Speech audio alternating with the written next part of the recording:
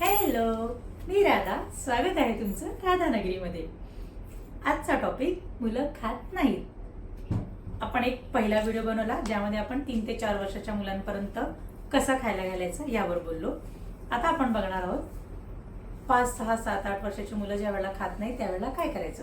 सगळ्यात पहिली गोष्ट, जर तुम्ही 3 ते 4 वर्षाच्या मुलांना ज्या सवयी मी सांगितल्या की टीव्ही बघू देऊ नका, टीव्ही बघताना मोबाईल बघताना खायला घालू नका, चालत फिरत खायला घालू नका आणि मिक्सरला अन्न लावू नका, जर या 3 गोष्टी तुम्ही त्या वयात फॉलो केल्या असतील तर तुमच्या मुलांना 5-6 वर्ष 7-8 वर्षाचं होईपर्यंत मुलांना म्हणजे काही प्रॉब्लेमच नाही येणार तुम्हाला. पण जर चुकून तुमचं मूल आता 5-6 वर्षाचे आणि तुम्ही ह्या चुका केल्या आहेत तर आता ते खायला त्रास देत आहे, मग काय करायचं सांगते. काही गोष्टी टाळा, प्रकर्षाने टाळा.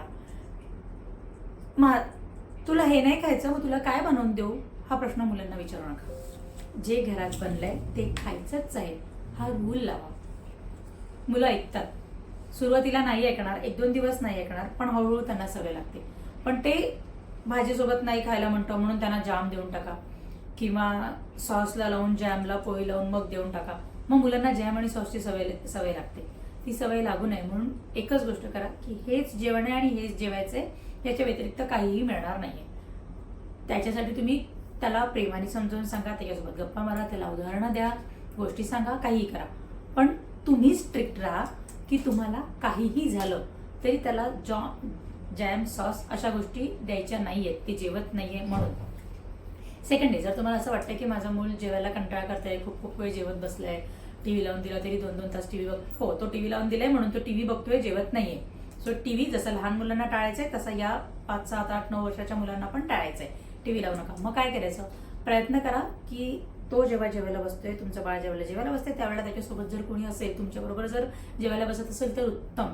तुम्ही नोकरी करणार आहात, तुम्हाला वेळ नाही आहे, अशा वेळेला जर तुम्ही त्याला पाळणाघरात टाकलाय तर ठीक आहे, किंवा घरी आजी आजोबा आहेत ते सांभाळतायत, आजी आजोबांना सांगा त्यांच्याबरोबर जेवा.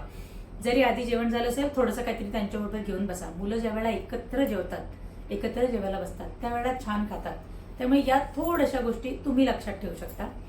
आणि 3-4-5 वर्षाच्या मुलांना या 2-4 सवयी टाळा. जसं मी सांगितलं की त्यांना वेगळं फूड बनवून देऊ नका, त्यांना टीव्ही किंवा असं जेवायला देण्यापेक्षा तुमच्याबरोबर जेवायला बसवा, ते जेवतील. वेगळं जेवण त्यांच्याकरता बनवू नका. शक्यतोवर जे तुमच्या घरी, जर मूल 5 वर्षाच्या वर आहे तर तुमच्या घरी जे जेवायला बनतं, मी तर माझ्या मुलीला अगदी लहानपणीपासून कधीच वेगळं जेवण बनवलं नाही. ज्या वेळेला भाजी व्हायची, थोडी तिखट असेल, नॉर्मल प्यायच्या पाण्याने ती फोड धुवून तिला द्यायची. त्यानंतर जसजशी मोठी झाली तसतशी मी हळूहळू ती फोड धुणं कमी केलं. जस्ट पोळीने पुसून टाकायची, भाताने पुसून टाकायची आणि नंतर हळूहळू तिला त्याच भाजीची सवय लागली. त्यामुळे मला घरी कधीही तिच्या करता म्हणून वेगळी भाजी किंवा वेगळा स्वयंपाक असा बनवायला लागला नाही. तुम्हाला पण लागणार नाही जर तुम्ही आधीपासून ही सवय लावली. त्यांच्याकरता वेगळं अन्न कधी घरात बनवूच नका. आपल्या जेवणातलं ते जेवतात, त्यांना सवय लागतात. 7-8 वर्षापर्यंतच्या मुलांना या गोष्टी खूप झाल्या की आणि मग त्यांच्या आवडीचं छान छान बनवा.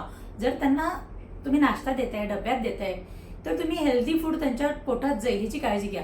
फक्त ही गोष्ट प्रकर्षाने टाळा. त्यांना जेवत नाही म्हणून चिप्स दे, चॉकलेट दे, जॅम दे, सॉस दे, नाही हे देऊ नका. ते जेवत नाही म्हणून त्यांच्यासाठी स्पेशल वेगळं जेवण बनवा, नाही हे करू नका. आणि जेवत नाहीये म्हणून टीव्ही लावून द्या, परत ही चूक तर कधीच करू नका. तुमचं 5, 6, 7, 8 वर्षाचं मूल इझिली खायला लागेल.